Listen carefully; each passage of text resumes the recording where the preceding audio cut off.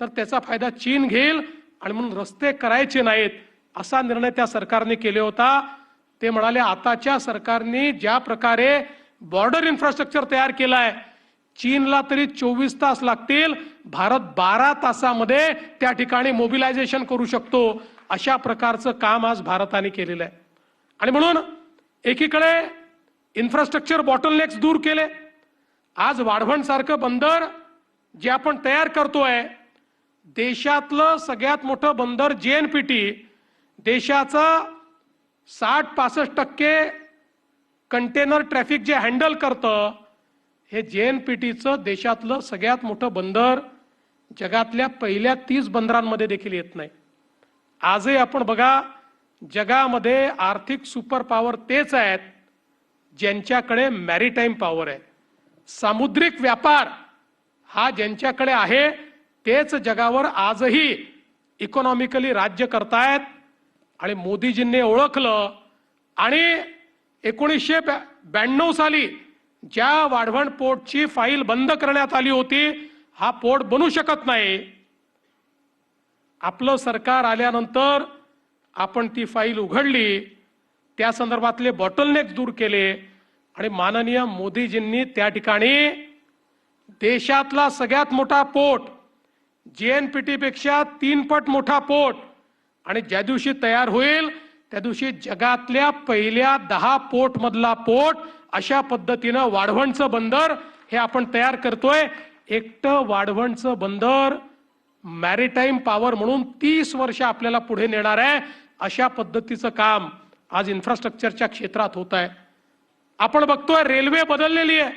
मी परवा वंदे भारत ट्रेननी शिर्डीला गेलो। जगातल्या अनेक ट्रेन्समध्ये मी देखील बसलेलो आहे, पण वंदे भारत ट्रेनमध्ये बसल्यानंतर आणि जपानच्या ट्रेनमध्ये, चीनच्या ट्रेनमध्ये किंवा स्वित्झर्लंडच्या ट्रेनमध्ये बसल्यानंतर कुठलाही फरक आपल्याला पाहायला मिळत नाही। इतकी चांगली ट्रेन आणि तीही भारतामध्ये तयार करून दाखवण्याचं काम हे आपल्या सरकारने या ठिकाणी केलेलं आहे।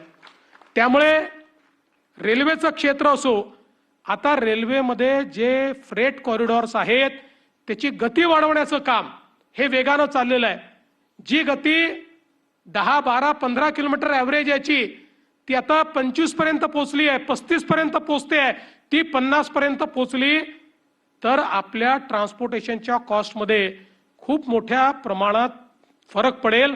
अशा पद्धतीचं काम इन्फ्रास्ट्रक्चरच्या क्षेत्रामध्ये आज झालेलं आपण बघतोय।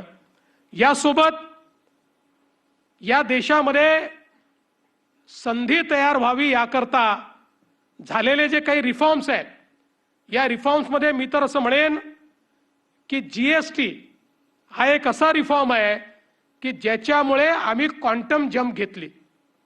आज आपण बघा, जेव्हा जीएसटी या देशामध्ये आला आणि आम्ही ट्रेड बॅरियर्स त्या ठिकाणी तोडले।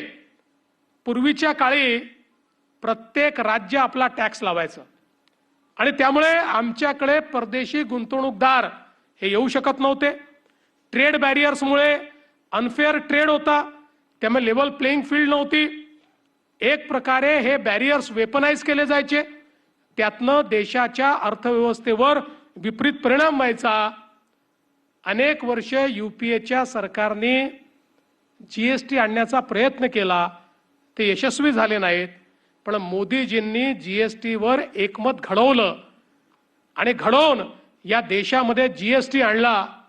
मला आजही आठवतं की ज्यावेळी जीएसटीचं बिल राज्याच्या विधानसभेमध्ये मी मांडलं होतं, त्यावेळी विधानसभेमध्ये आमच्या विरोधकांनी खूप गदारोळ करून सांगितलं होतं, आपण मॅन्युफॅक्चरिंग स्टेट आहोत, मॅन्युफॅक्चरिंग स्टेट असल्यामुळे आपला आजचा जो वॅट आहे तो जीएसटीत कन्वर्ट झाला तर तो कमी होईल, महाराष्ट्राचं नुकसान होईल, महाराष्ट्राने जीएसटी स्वीकारू नये। त्यावेळेस मी भाषणामध्ये सांगितलं होतं की आपण मॅन्युफॅक्चरिंग स्टेट आहोत आणि बॉर्डरलेस व्यापार जर सुरू झाला तर आपला जो काही मॅन्युफॅक्चरिंग बेस आहे हा मोठ्या प्रमाणात वाढेल आणि ज्यावेळेस मॅन्युफॅक्चरिंग बेस वाढतो त्यावेळी त्या मॅन्युफॅक्चरिंग करता कन्झम्पशन देखील करावं लागतं आणि म्हणून आपल्याला त्या माध्यमातून मोठ्या प्रमाणात